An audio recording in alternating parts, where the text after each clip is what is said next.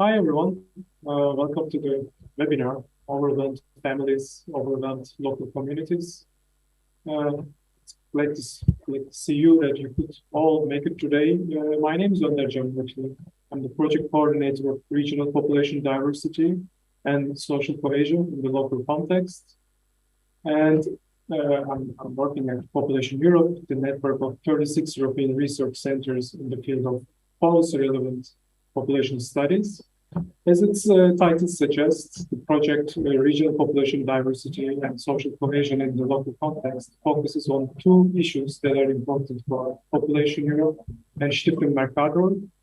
That is funding the project. And these are demographic changes that Europe experiences since last decades and social cohesion that is crucial for its future and democracy. Before we turn to Andreas Ehre, the Executive Secretary of Population Europe, who might want to welcome you as well, let me remind you that you can follow this whole conversation in German and Spanish. And all you have to do is just clicking on the little globe at the right corner below. And yes, you can select your preferred language. You can also do the same thing if you would like to just continue following this conversation in English, because we have also a Spanish speaking. And yes, Andreas, would you like to say some welcoming words? Yeah, thanks a lot, Inder, for organizing the workshop and, of course, also for this nice introduction. And let me also welcome you all here on behalf of Population Europe. As Inder already pointed out, we are a network of 36 partner institutes, research centers in demography all over Europe. And we are very happy that we can run this project in cooperation with the Stiftung Mercator, which is to dig more into regional disparities, into social cohesion issues, given that the population diversity is increasing all over Europe, not only in rural regions, but also in cities. And this is something which Population Europe looks already since quite some time into, but also in the near future. We do more projects where we are dealing with that issue. So how does population diversity increase over time? And what does it mean for social cohesion in local settings, but also regional settings? And so I'm looking very much forward to exciting debates today. And with that, I would like to give back the word to Anna. Thank you, Andreas. I think you can hear me better now, right? Because, my sound was not so good at the introduction. Yes, in the first round, we will have a conversation about the changing family forms and their changing needs, and how can local administrations and governments support them. And in the second round of the event, the floor will be open for your questions and comments, and you can share them also by clicking Q&A section below of your screen. So to start the first round of the discussion, it's my pleasure to introduce you our speakers today. Elizabeth Gosme, she's the director of COFACE Families Europe, and then Francisco Javier Montes, he's the mayor of Molina de Aragon in Spain. He's currently not here, but hopefully he will be joining us. Also, he's having some technical issues. And then we have Josefina Syssner. She's a senior associate professor in cultural geography at the Center for Municipality Studies at Linköping University. And finally, yet importantly, Willem Adema, he's a senior economist in the social policy division at OECD.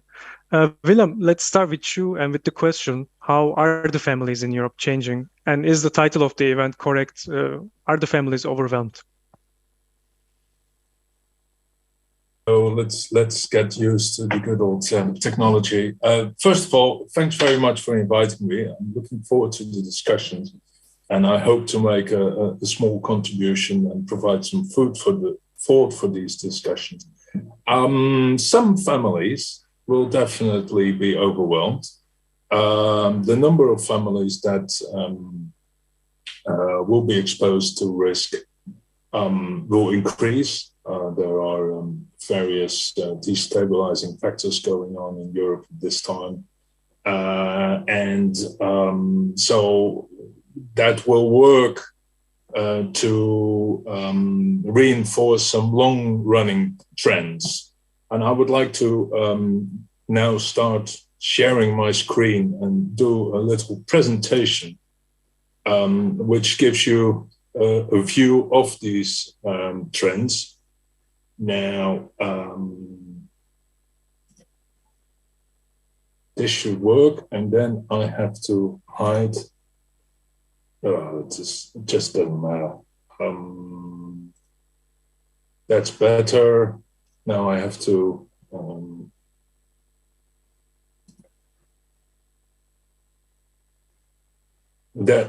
yes, we're almost there.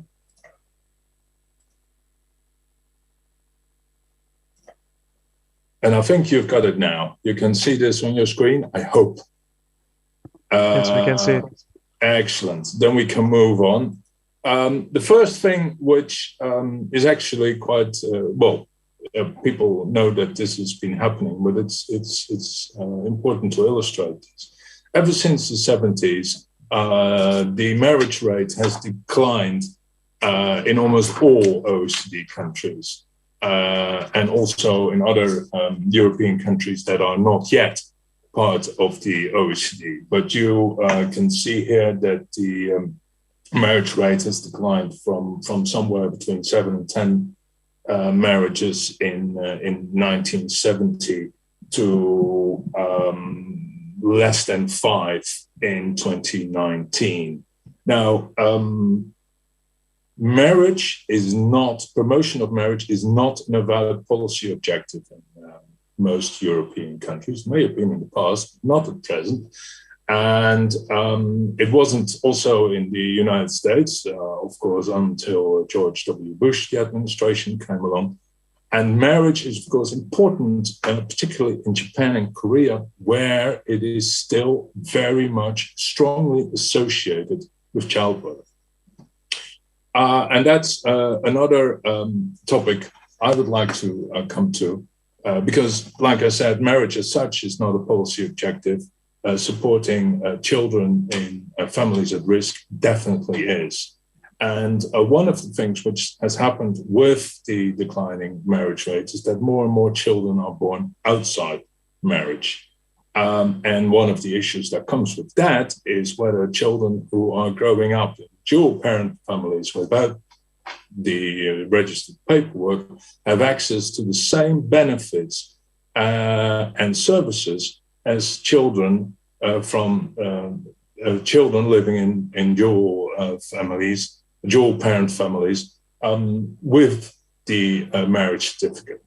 The other group, of course, which sometimes can be born outside of marriage, is lone parent children. And the trends in children in single parent families across the OECD has been stable.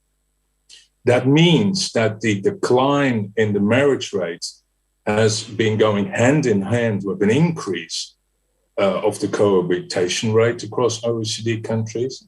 But you can also see that the trends in lone parent rates differ across countries.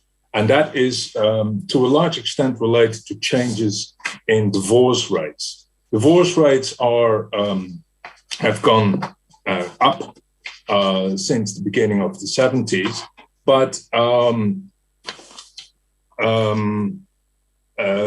thereafter there's considerable variation in the divorce rates across Europe. Sorry about this.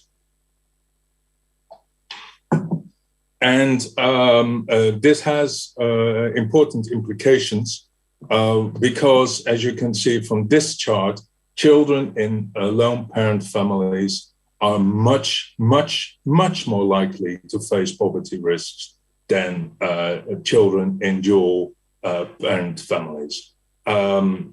So it is important to support that particular vulnerable group of families. The other thing which I definitely wanted to point to is that the size of family benefit support across OECD countries and European countries differs considerably and also in nature. If you look at the OECD average, we're talking about 2 to 2.5% points of GDP spent on family support. Then I'm talking about child allowances, parental leave payments, childcare supports, but not, for instance, health systems, which also support families, or education systems. And then you can see from this particular chart that on the left-hand side, you will see countries who spend the most. And this includes the Nordic countries, but also Hungary, France, where you spend more than 3.5% of GDP on families. And on the right-hand side, you see countries which are spending considerably less. Of course, if you spend less, that leads to gaps in support. And very often these gaps in support are between the time that maternity / parental leave runs out and childcare supports become widely available. In Nordic countries, you see that from the light blue shaded part of the bar, that more than 50, around 60% of the spending on family benefits is targeted on services. And this is childcare services and other family services. These services are provided in these countries by local government. They help families to combine work and family commitments, but they also help vulnerable families assessing a whole range of social services. Countries like Denmark and other Nordic countries try to support lone parent families in the same way as they support other families. And these services at local level are provided by local governments. Now, there will always be debate across Europe and across the OECD countries between central government and local government as to the extent to which local governments have enough money to carry out their responsibilities. Local governments will always say that they don't. Central government will always say that they should have. But the main point here is that in Nordic countries, where the same debate will go on, local governments also have enough a lot of tax revenue to carry out their wide range of responsibilities and services. And that is often lacking in other countries. I think that is just a starting point for the debate. I've spent enough time as it is. I'm happy to come back and answer questions. Thank you. Thank you, Willem, for this comprehensive look at the changing families, but also different models in Europe, how to support actually families. And Elizabeth, maybe we can turn to you. What are the changing needs of families? And when we think about this different regions in Europe and different models, like what policies should be adopted to support families? Thank you. Yes, well, I mean, the changing needs do vary across regions of Europe, but there are some general trends we see, which include increased poverty or risk of poverty of children and families due to various quite massive transitions, the demographic transition, the digital transition, but also the health, energy, and green transitions. Also, regarding the gender care gap, this is still a reality with uneven sharing of care and household tasks, which was reinforced with the COVID-19 pandemic. We also see a digitalization of families at home and at work with opportunities and threats. In 2020, researchers from the University of Girona and Oslo Metropolitan University analyzed EU Silk data for the DigiGen Horizon 2020 research project. And they found that on average, 5.4% of school-aged children, 6 to 16 years, live in households that cannot afford a computer or an internet connection. But clearly the digital divide is more present in some countries than other, but it's still a reality in Europe. So digitalization of families is a reality and leading to a change of needs. Also, there's an increase of care needs in old age with impact on families, but care needs can also start in early years for children with disabilities. And so, well, education in Europe is still not inclusive enough to address this. Finally, families are diverse, as Willem said, hence policies for families need to be fully inclusive so that support reaches them. This includes patchwork families, single parents, rainbow families, parents of children with disabilities, but also parents with disabilities. And even then, they are not homogenous groups, and there's intersectional, realities as well. But definitely, family diversity is growing, and in that sense, a number of policy recommendations. I think if I can look more at European policy frameworks and recommendations for EU actions. In relation to poverty, well, our main recommendation would be to fully implement the European Child Guarantee, using the full potential of European policy, but also funding tools. Funding tools such as the Technical Support Instrument, the Recovery and Resilience Facility, but also the European Social Fund, plus the European Regional Development Fund, and many more. In relation to gender equality, we need to break down stereotypical visions of family and encourage teamwork in the family. And this can be done through different actions. But when it comes to policies and legislation, this means as a minimum, transposing into national legislation the minimum standards of the EU Work-Life Balance Directive, which includes minimum standards on paternity leave, parental leave, carers leave, and flexible work arrangements.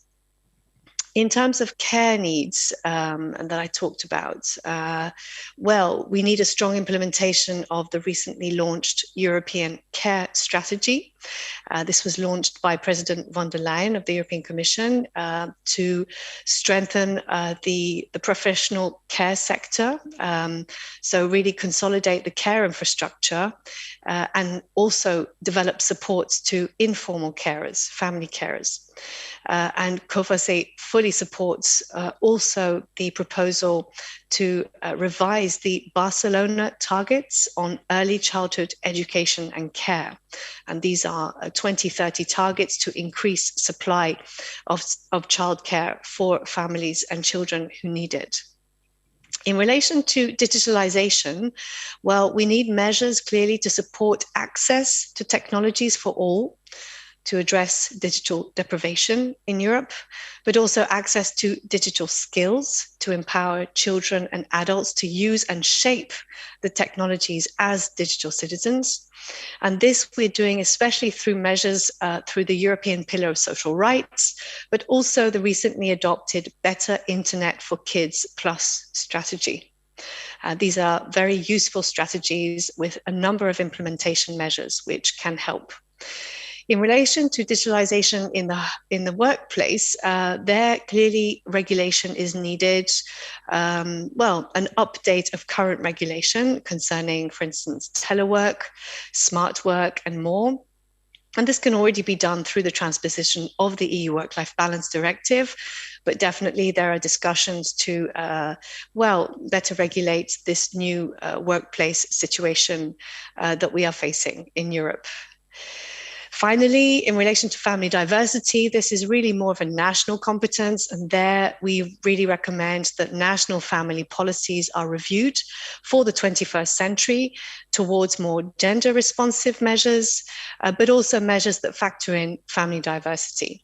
So these are some examples, but ultimately the overarching message I think I'm bringing here today is that policies must support families to be resilient to shocks so they can act as a safety net for their close ones and maintain their health and well-being, and ultimately avoid negative impacts on their well-being. And this clearly, to achieve this, we need a combination of family and national solidarity. So some further reflections following Willem. Thank you.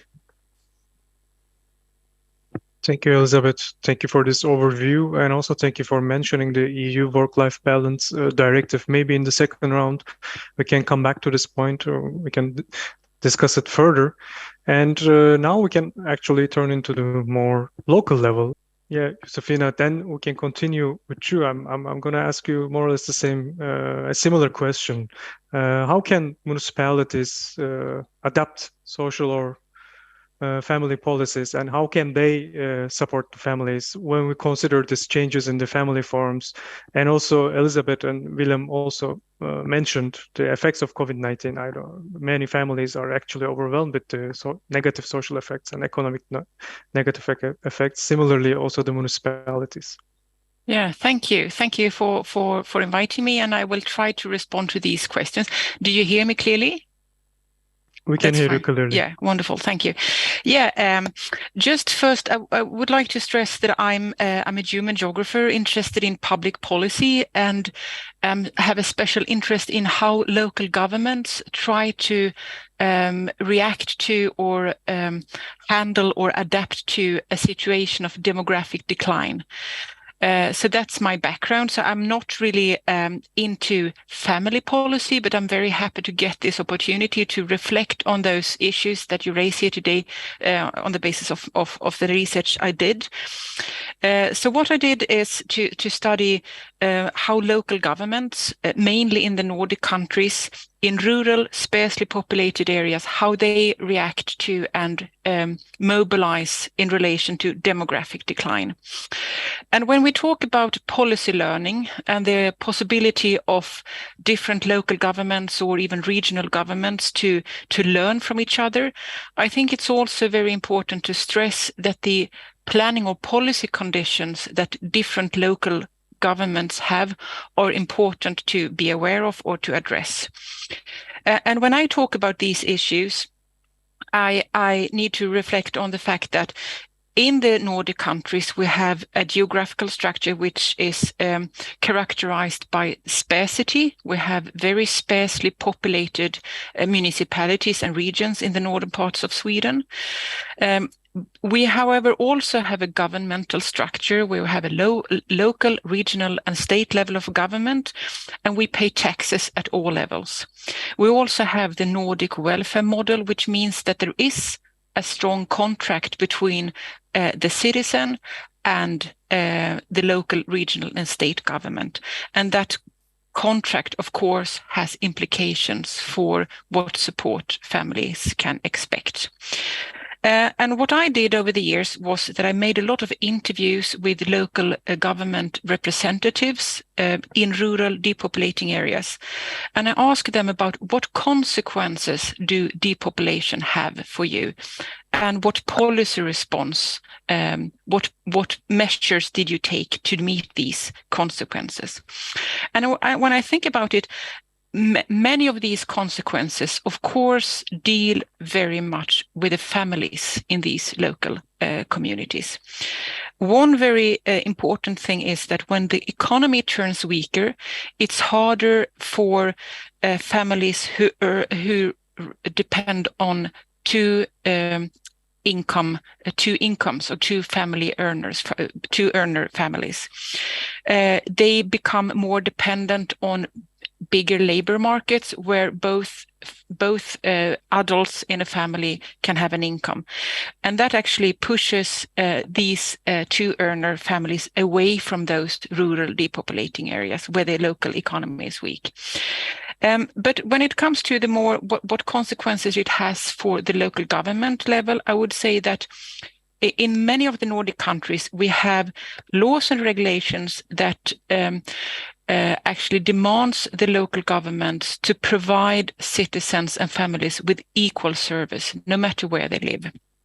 But the problem arises when then the municipalities are supposed to deliver that service and to provide individuals and family with the services that they have the right to. In those local governments, the per capita cost for social services, for schools, for medical centers, for daycare, social benefits and so forth, that per capita costs for those social services rise. It means also also that the municipal taxes rise in those areas. So if we look at what the tax burden of a family, it is certainly higher in a remote area, depopulating area, than it is in a dense urban area. The other kind of answers I get on these questions, what consequences do depopulation have for your municipality? Many of those answers refer to situations for families. One, of course, regards the situation for the schools. When the number of pupils decline, the school structure is changed. And in many of those areas, the schools are closing, and now the pupils need to travel by bus long distances each day in order to get access to a school. It's also known that when the amount of youngsters decrease, not every municipality can afford to host its own grammar school. It means that when the youngsters turn like 16, they perhaps have to commute on a daily basis to another municipality, and that could be a trip with a bus for 1.5 hour single way. It could also be that youngsters actually have to move to another municipality to at all get access to a grammar school. The responses I get in my interviews also regards the possibility of local governments to provide sports facilities and cultural facilities that make the spare time of the youngsters and the kids with a meaningful activities. It also has consequences of course, for the elder care. When the population figures decrease, the number of elder or the proportion of elder citizens often increases. That means that the costs for elder care increase. And when it comes to providing competence both to the schools, to the daycare, to the medical centers, and to the elder care, many of the local policy and government representatives that I interviewed, they say that it's not only that the cost per capita increase, it's not only that we need to increase the local taxes, it also means that sometimes, or quite often, we have hard times actually recruiting the right competences as teachers, as nurses, as caregivers. So many of those changes that occur on the local level under a situation of demographic decline come down to really affecting families. And one thing that also came up in the interview, that the structure of informal caretaking that was raised here before also changes when you have a situation where when the families are very much dispersed. If you have a situation where the young people tend to leave their very location after school, then they can have be of a very long distance to the parents, which means that these municipalities cannot rely on informal caregivers to the extent that you perhaps can do on other places. So when it comes to so these are sort of the problems that the description of problems that I get in the interviews. When it comes to how to cope with it, how to address these issues, I would say that I come across perhaps 3 different ideas. The first idea is that we need a massive spatial redistribution of resources. We have a redistribution of sources already in the Nordic countries, but that is one sort of policy solution that is given to me in the interviews. The other possible solution is that we should go more for intermunicipal learning, that the municipalities should be more eager and more ready to learn from each other on how to cope with the situation of depopulation.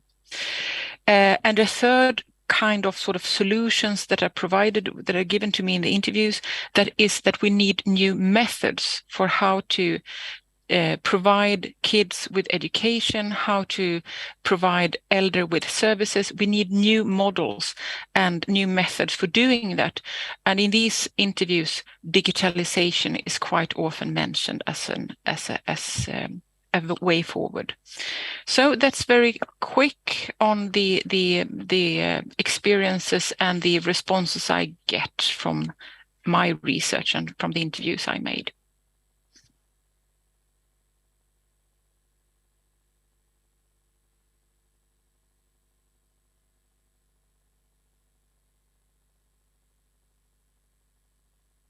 Oh, I wasn't muted. Thank you, Josefina, for this for your perspective and also your research results on municipalities. And then talking about the municipalities, maybe, Francisco, we can try it again. I think your microphone is working better now. And then my question to you is, how does your municipality determine the needs of families? And do you have access to the latest data? And what are the challenges for the municipality to improve cooperation with civil society, other administrations, and also with universities to collect that data and to work with that data?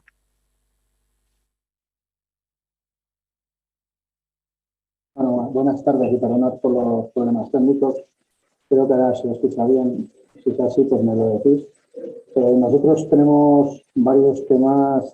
Somos una zona muy despoblada. Yo pertenezco al municipio de 3.500 habitantes.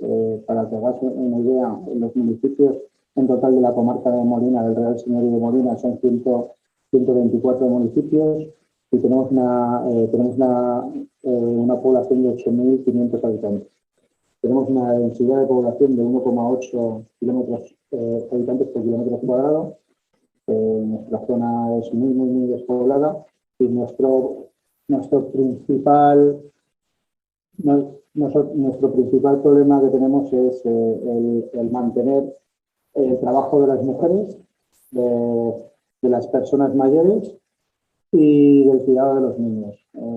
¿Cómo realizamos esto? Nosotros tenemos un órgano que es el Consejo Escolar de Localidad, en el que están todas las entes, está entre servicios sociales, sanidad pública, todos los colegios, institutos, servicios sociales, atención temprana, todos están ahí. Entonces, nosotros lo importante es que nosotros lo que hacemos es que, ¿cómo damos facilidad a las mujeres? Dándoles facilidades para el cuidado, tanto de los niños como de los mayores. Cuidado de los niños con guarderías infantiles para que ellas puedan trabajar, y con los cuidados de los niños tenemos un convenio supramunicipal de ayuda a domicilio, que es las personas van a cuidar a la gente mayor, y con eso favorecemos que las mujeres puedan trabajar. Así conseguimos pues, que la gente se estabilice más en el territorio, no solo porque las mujeres puedan trabajar, sino que también las personas mayores puedan decidir realmente dónde pueden llegar hasta sus últimos días. Entonces, hemos basado mucho en este convenio supramunicipal que hacemos para que la gente pueda vivir y morir en sus pueblos, y a la vez lo que estamos haciendo, dándoles trabajo a mujeres que están cuidando de la gente mayor. Esas son las estas básicas que nosotros eso, y la coordinación entre las administraciones públicas es fundamental. ¿Por qué? Porque ahí no solo entra digamos, educación, sanidad, servicios sociales, sino que entran también las entes públicas, las locales. Entonces, es muy importante que nosotros tengamos esa coordinación. Y creo que digamos que el órgano, aunque parezca que se llame Consejo Escolar de Localidad, es un órgano que están representados todos y perfectamente. Entonces, vamos combatiendo eso, vamos coordinando todas las entidades y que ninguna de las personas que vivan en nuestra comarca se quedan atrás en cuestiones de pobreza, necesidades, por ejemplo, estamos hablando de la vía digital.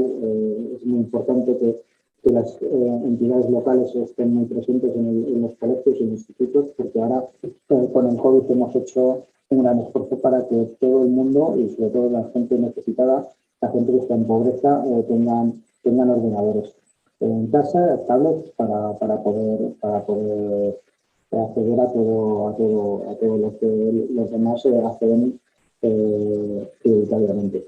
Entonces, ya os digo que nuestra máxima preocupación es las mujeres y las personas mayores, el asentamiento de ellas y que nosotros estamos trabajando. Nosotros, gracias a Dios, tenemos una ley de despoblación en nuestra comunidad autónoma que es pionera en toda España y, bueno, igual en Europa ya tenéis alguna avanzada, pero que para nosotros es muy importante que esa ley de despoblación que está haciendo el gobierno de Castilla-La Mancha está dándonos muchos alivios y, bueno, creemos que van a sentar mucha la población. Gracias. Thank you, Francisco. I think we have a problem still, but thank you very much. And yeah, we can continue with the second round, and then we can open the floor for the questions and comments from you, from the audience. But also let me remind the speakers that if you have comments and questions to each other, and then you can gladly also share them. And then this part will be more about further discussion. I'm checking the questions. We have actually a question in the chat again about the school situation.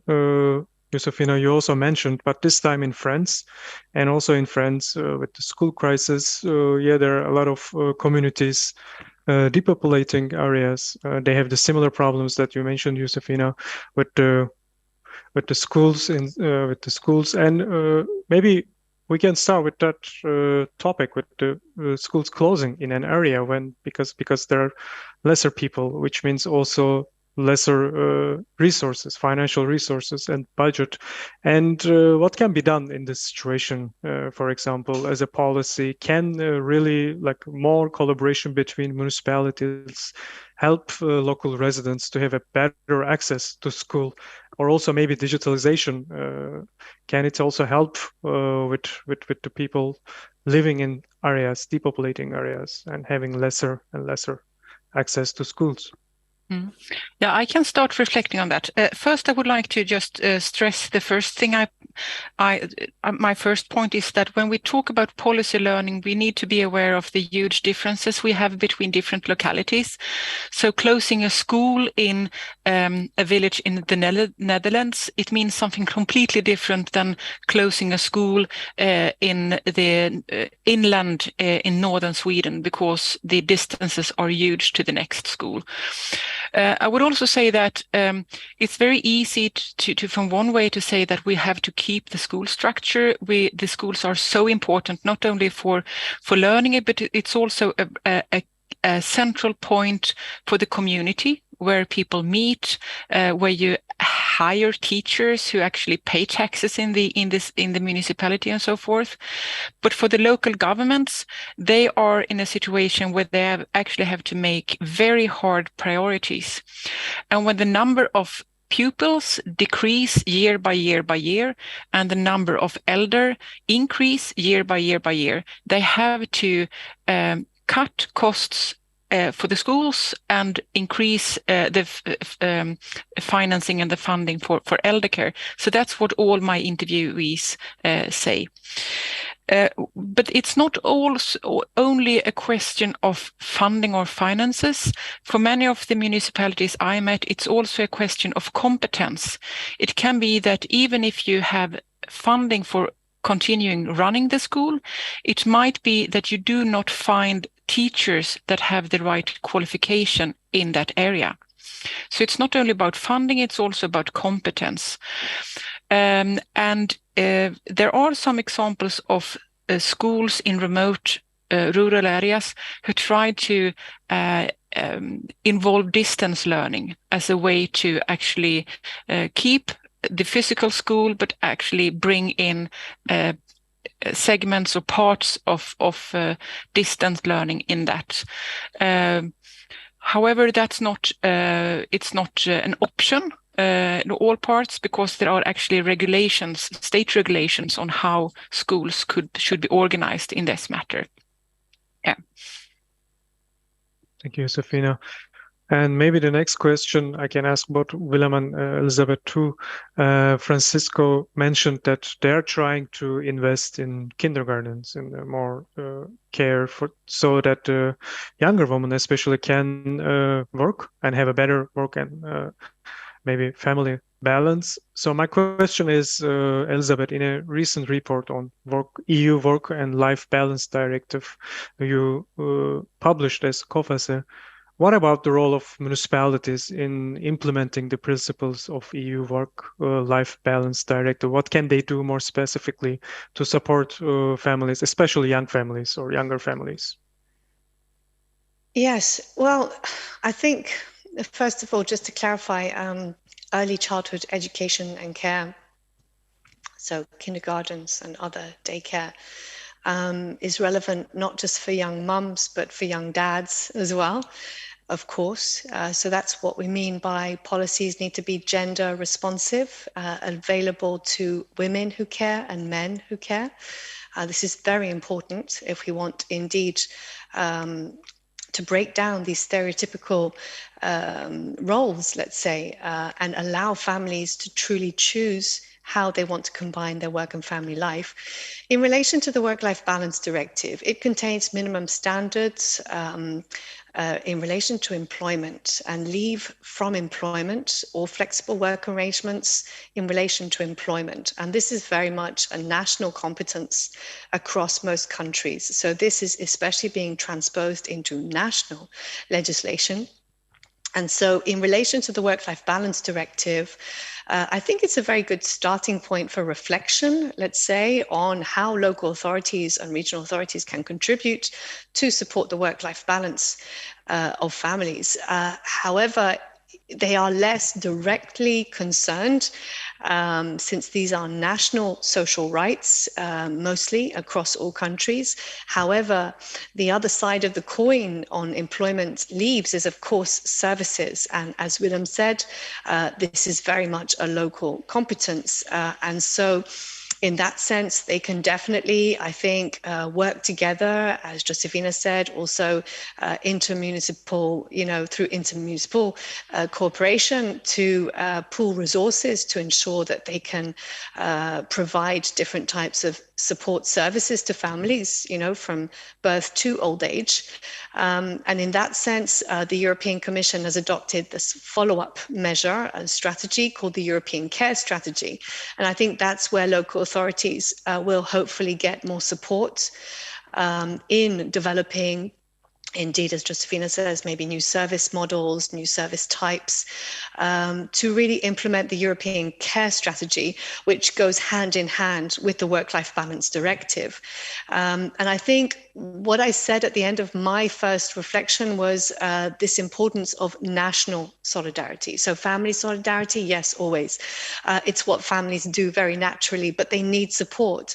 And that support, of course, comes through the local services they are in touch with. But in order to ensure that these services are accessible and affordable to families, regardless of the region, urban, rural, or across the country, you need a national framework. And that's where, in terms of implementation of service structures, even if they are done at the local level, we need national policy and legal frameworks on long-term care, on early childhood education care, to actually provide guidance, quality standards, appropriate funding to top up local authority funding. So in that sense, Önder, I guess what I'm saying is, local authorities should be empowered through national frameworks to, deliver services of quality close to families, but they cannot do it on their own. They need to work within a national and legal framework. All right, thank you, Elizabeth. I guess there's a connection between your answer and also also Josefina's answer. How can municipalities actually support local communities, but also families? There are some points that are just prominent, and they have to be supported in certain ways. Willem, what are your thoughts about the same question? Like more specifically, how can local communities, local municipalities, but also local authorities support families? Well, I mean, the overall trends are very clearly towards low fertility rates, which are here to stay, and aging populations. I mean, until COVID, at least. But still in Europe, in Western Europe, certainly, the life expectancy is still increasing. In some other OECD countries with COVID, that has come to a halt. But the population aging will continue, and it stands to reason that there is a reallocation in the budget of governments from investing in younger people towards older people, because proportionally they're more of the latter. And there will be issues around depopulation in areas, and then local governments cannot potentially provide the services required to them. They have to provide by regulatory frameworks. The answer is pooling resources, exchange of experience. There are different ways of doing that. You can nominate that, you can legislate that by law, but you can also incentivize financially or otherwise local governments to work together, to pull together and organize a childcare center rather than having two childcare centers. This involves more travel. That is the problem. And the challenges are much bigger in rural France or rural Sweden than they are in the rural Netherlands. That is the way forward. I also think that point has to be made. I think we all agree that local governments have better knowledge of local conditions than central government to deliver the services and adapt them to the needs.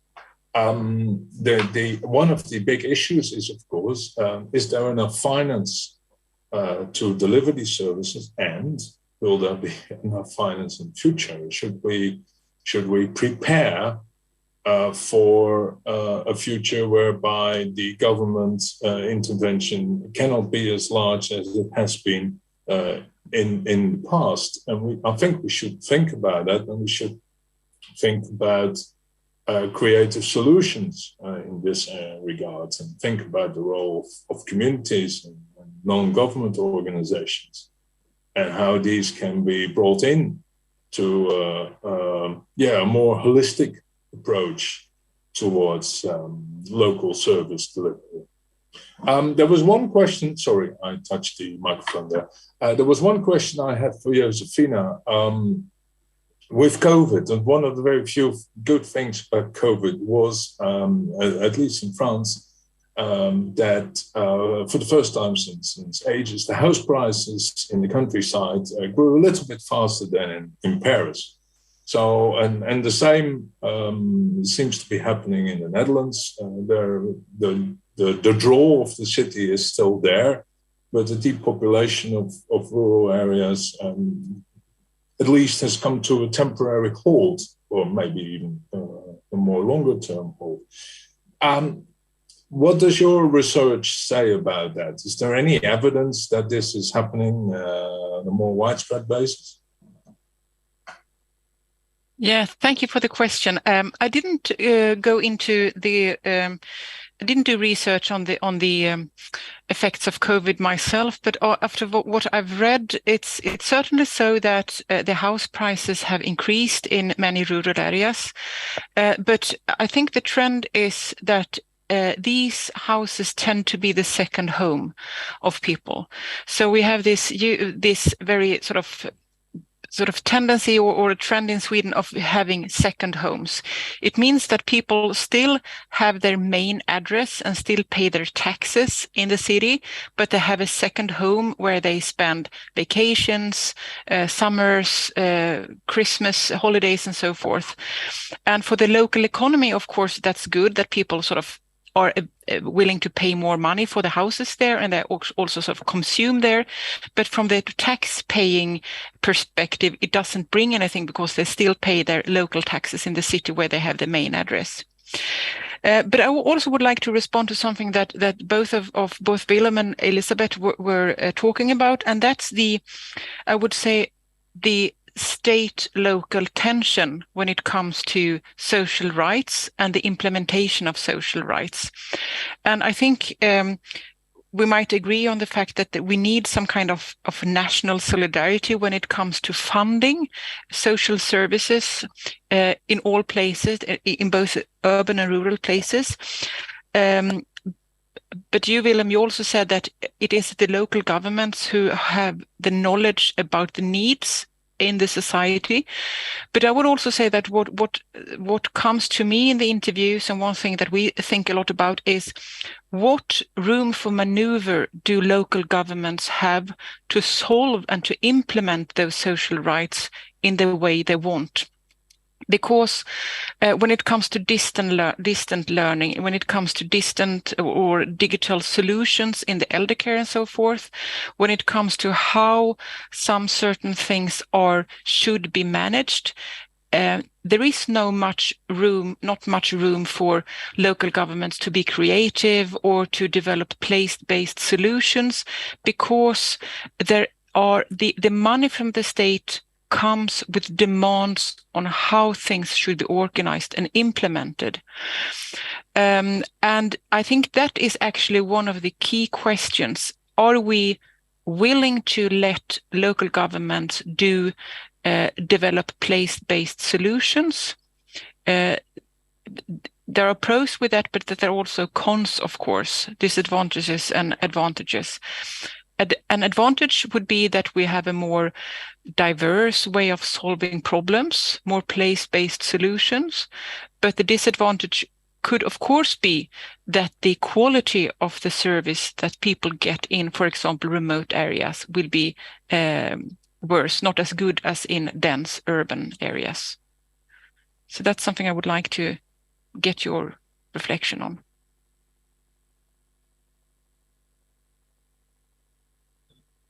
It's a very tricky one. It is the. I mean, if you give freedom to local providers to design the programs that they think are best for the people in their area, that means that across the country, not everyone gets the same service. And that is the ongoing trade-off, and you will never solve that. If you give some degree of freedom, or whatever degree of freedom you give to local governments to design their own services, and the case can be made that to a certain extent this should be allowed, you will get the situation that someone who lives in Stockholm gets a different sort of service than someone who lives up north in Sweden. That is probably already the case, although it is maybe not publicly admitted.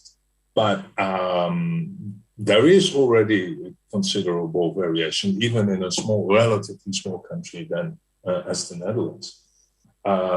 Even in France, which is a fairly centralized European country. But yeah, if you want to have flexibility, then we have to bite the bullet and say, right, there will be a different level of service across the country, and basically accept that. If I may come back on that, so what we have in relation to at least early childhood services in many countries, we have national quality frameworks. So in theory, whether provided by public, private, non-profit organizations, they all have to be accredited and meet quality standards in relation to, for instance, child-adult ratios, provision in relation to the age groups, 0 to 1, 1 to 2. So I think, yes, like you say, Willem, there are, of course, diverse needs, and the local authorities are best placed, I think, to address them. But they need support, not just on a policy and funding level, but also in order to, ensure equal access and quality of services. That's another role for national authorities. Even in very decentralized countries, confederal countries and federal countries, there are quality frameworks, and this is coming very strongly from the proposed council recommendation on early childhood education and care, which should be adopted by the social affairs ministers on the 8th of December. So there's quite a strong governance flavor, let's say, the set of recommendations in there, which of course goes via national government working with regional and local governments. But there is in order to ensure equal access, I think as a minimum quality standards are needed. But it's a dilemma. Well, thank you all for this wonderful last round of discussion, and also thank you for the first round for the great presentations. I learned a lot today, and I want to thank you to our speakers again, and also for our audience for their participation and also questions and comments. As regional population diversity and social cohesion in the local context, we will have more online discussions and workshops focusing on population change, social cohesion, and policies at local level. In November, we will discuss local ties and sense of belonging as an achievement to mitigate population shrinkage, and hope to see you also at our next events. So thank you very much and have a nice day.